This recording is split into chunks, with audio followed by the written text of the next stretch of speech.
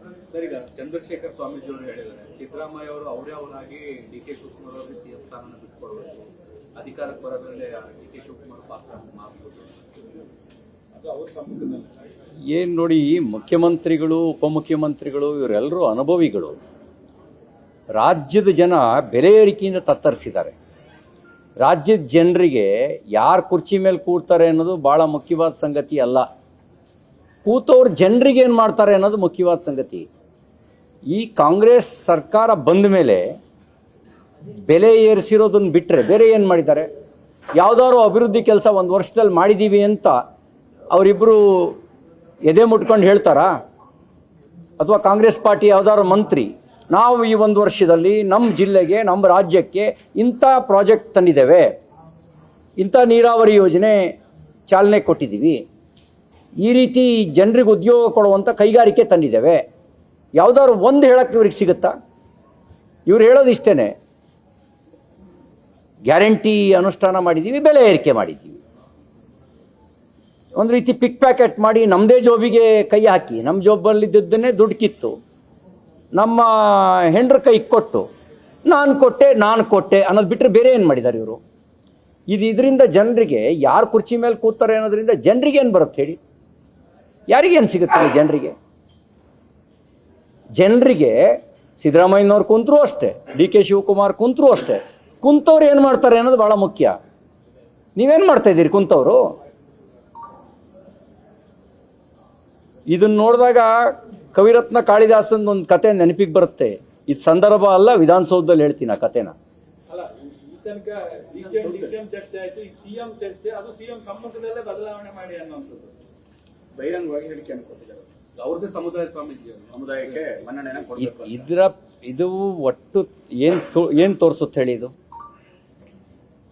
ನೀನ್ ನನ್ನ ಬುಡಕ್ಕೆ ಬಿಸಿನೀರು ಇಡಕ್ಕೆ ಬಂದ್ರೆ ನಾನು ನಿನ್ನ ಬುಡಕ್ಕೆ ಆಸಿಡ್ ಹಾಕ್ತೀನಿ ಅನ್ನೋದನ್ನ ತೋರಿಸುತ್ತೆ, ಬಿಟ್ಟರೆ ಇನ್ನೇನೂ ಇಲ್ಲ. ಇವ್ರು ರಾಜಕೀಯ ಆಟದಲ್ಲಿ ನರಳ್ತಾ ಇರೋದು ಕರ್ನಾಟಕದ ಅಭಿವೃದ್ಧಿ, ಕರ್ನಾಟಕದ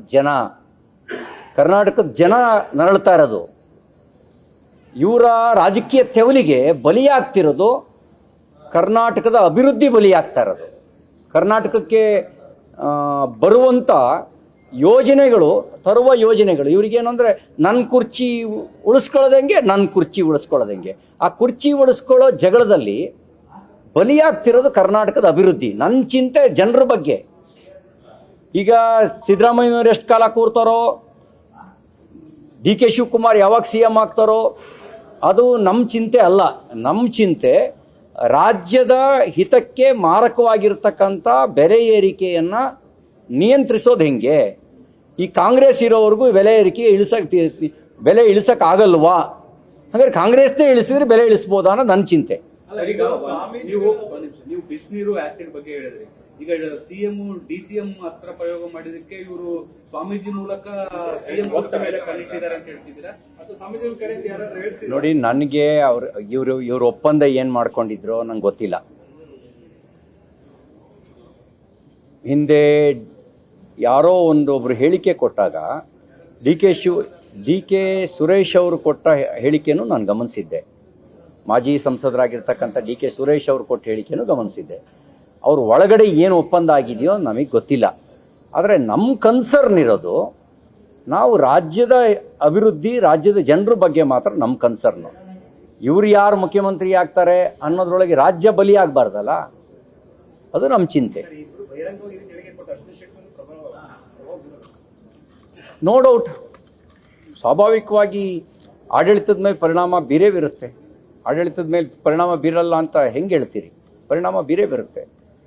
ಇನ್ನಷ್ಟು ಪರವಿರೋಧದ ಚಟುವಟಿಕೆಗಳು ಜಾಸ್ತಿ ಆಗ್ಬೋದು. ಆ ಪರವಿರೋಧದ ಚಟುವಟಿಕೆ ನಡುವೆ ಈಗಲೇ ಹೇಳೋರು ಇಲ್ಲ ಕೇಳೋರು ಇಲ್ದಂಗೆ ಆಗಿದ್ದಾರೆ.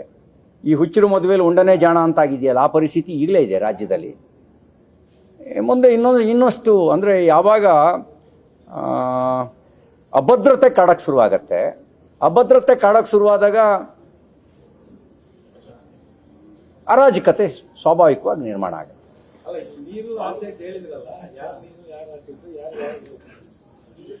ಎಲ್ಲನೂ ನನ್ನ ಹತ್ರ ಯಾಕೆ ಬಾಯಿ ಬಿಡಿಸ್ತೀರಿ? ಈಗ ಹೇಳಿನಲ್ಲ, ಒಬ್ಬರಿಗೆ ಬಿಸಿನೀರು ಇಡಕ್ಕೆ ಹೊಡ್ತಿದ್ದಂಗೆ ಇನ್ನೊಬ್ಬ ನನಗೆ ಬಿಸಿನೀರು ಇಡ್ತೀಯಾ?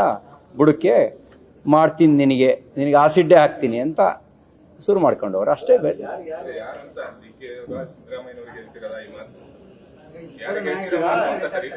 ಅಣ್ಣ ಯಾಕಣ್ಣ ನನ್ನ ಬಾಂಚನೆ ಭಾಳ ನಿಷ್ಠುರ ಒಳಗಾಗಿದ್ದೀನಿ. ನಿಂಗೆ ನೇರ ಹಿಂಗೆಲ್ಲ ಮಾತಾಡಿ ಈ ಕಡೆಗೆ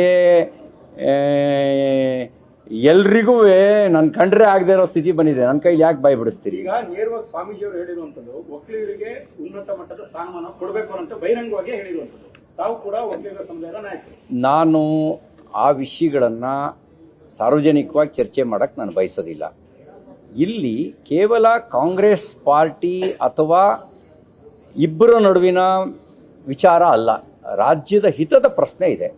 ನಮ್ಮ ಕಾಳಜಿ ಇರ್ತಕ್ಕಂಥದ್ದು ಸಿದ್ದರಾಮಯ್ಯನವರು, ಡಿ ಕೆ ಶಿವಕುಮಾರ್ ಅವರಿಗಿಂತ, ಕಾಂಗ್ರೆಸ್ ಪಾರ್ಟಿಗಿಂತ ರಾಜ್ಯದ ಜನ ಮುಖ್ಯ ಅಂತ ಆಲೋಚನೆ ಮಾಡಿ ಅವರು ಕೆಲಸ ಮಾಡಬೇಕು. ಇವರಿಬ್ಬರೂ ಕೂಡ ರಾಜ್ಯದ ಕಾಳಜಿಯನ್ನು ಮರ್ತಿದ್ದಾರೆ. ಮತ್ತು ಸಂಪುಟದಲ್ಲಿ ಮತ್ತು ಶಾಸಕರೊಳಗೂ ಕೂಡ ಎರಡು ಬಣಗಳಾಗಿದ್ದಾವೆ. ಕೆಲವರು ಸಿದ್ದರಾಮಯ್ಯನವ್ರಿಗೆ ಜೈ ಅಂದರೆ, ಇನ್ನು ಕೆಲವರು ಡಿ ಕೆ ಶಿವಕುಮಾರ್ರಿಗೆ ಜೈ ಅಂತಿದ್ದಾರೆ. ಈ ಬಣ ರಾಜಕಾರಣದ ಪರಿಣಾಮ ಆಡಳಿತದ ಮೇಲೆ ದುಷ್ಪರಿಣಾಮ ಆಗುತ್ತೆ. ಇದು ನಮಗಿರೋ ಚಿಂತೆ. ಅಭಿವೃದ್ಧಿ ವಿಷಯದ ಬಗ್ಗೆ ಯೋಚಿಸೋರೇ ಇಲ್ದಂಗಾಗಿದ್ದಾರೆ. ನಾನು ಮುಂಚೆ ಹೇಳಿದಂತೆ ಹುಚ್ಚರ ಮದುವೆಯಲ್ಲಿ ಉಂಡನೆ ಜಾಣ ಅನ್ನೋ ರೀತಿಯ ಪರಿಸ್ಥಿತಿಗೆ ಇವರೆಲ್ಲರೂ ಬಂದಿದ್ದಾರೆ. ಸಿಎಂ ಆಯ್ಕೆ ಅಥವಾ ಡಿಸಿಎಂ ಆಯ್ಕೆ ಶಾಸಕರು ಶಾಸಕಾಂಗ ಪಕ್ಷದ ಸಭೆಯಲ್ಲಾಗುತ್ತೆ. ಸ್ವಾಮೀಜಿಗಳು ಈ ರೀತಿ ಹೇಳಿಕೆ ಕೊಡೋದು ಎಷ್ಟು ಸರಿ ಅಂತ? ಈಗ ಸ್ವಾಮೀಜಿಗಳ ಬಗ್ಗೆ, ಸರಿತಪ್ಪುಗಳ ಬಗ್ಗೆ ನಾನು ಮಾತಾಡೋದು ಸರಿಯಲ್ಲ. ನಾನು ಅದ್ರ ಬಗ್ಗೆ ನಾನು ಮಾತಾಡಕ್ಕೆ ಹೋಗಲ್ಲ. ಅಭಿಪ್ರಾಯ ಹೇಳುವಂಥ ಸ್ವಾತಂತ್ರ್ಯ ಪ್ರತಿಯೊಬ್ಬರಿಗೂ ಇದೆ. ಅಭಿಪ್ರಾಯ ಅದು, ಅವ್ರು ಹೇಳೋದು ಅಭಿಪ್ರಾಯ. ಆದರೆ ನಾನು ಹೇಳೋದು ಮುಖ್ಯಮಂತ್ರಿ ಉಪಮುಖ್ಯಮಂತ್ರಿಗಳಿಗೆ, ನೀವಿಬ್ಬರು ಕುರ್ಚಿ ಮೇಲೆ ಕುಂತಿದ್ದೀರಿ, ನೀವು ಬೆಲೆ ಏರಿಕೆ ಬಗ್ಗೆ ಗಮನ ಕೊಡಿ. ನೀವು ಬಂದ ಮೇಲೆ ಯಾವ್ಯಾವ್ದ್ರ ಬೆಲೆ ಹೆಚ್ಚಳ ಮಾಡಿದ್ದೀರಿ ಅನ್ನೋದ್ರ ಪಟ್ಟಿ ನೀವು ಮರ್ತಿದ್ರೆ ನಾವು ಕೊಡ್ತೀವಿ. ಯಾವ್ಯಾವ ಬೆಲೆ ಹೆಚ್ಚಳ ಮಾಡಿದ್ದೀರಿ, ಅದರಿಂದ ಆಗಿರುವ ದುಷ್ಪರಿಣಾಮ ಏನು ಅನ್ನೋದ್ರ ಅರಿವು ನಿಮಗಿಲ್ಲ ಅನ್ನೋದೇ ನಂಗೆ ಚಿಂತೆ. ಜನರ ಬಗ್ಗೆ ಕಾಳಜಿ ಇಲ್ಲದೆ ಇರ್ತಕ್ಕಂಥವ್ರು ನೀವು ಕೂತ್ರೆ ಎಷ್ಟು ಇದ್ರೆಷ್ಟು ಹೋದ್ರೆಷ್ಟು ಅನ್ನೋ ಸ್ಥಿತಿಗೆ ಜನ ಬಂದಿದ್ದಾರೆ. ನ್ಯೂಸ್ ಫಸ್ಟ್ ನಿರ್ಭೀತಿಯಿಂದ ನಿಮ್ಮ ಪರವಾಗಿ.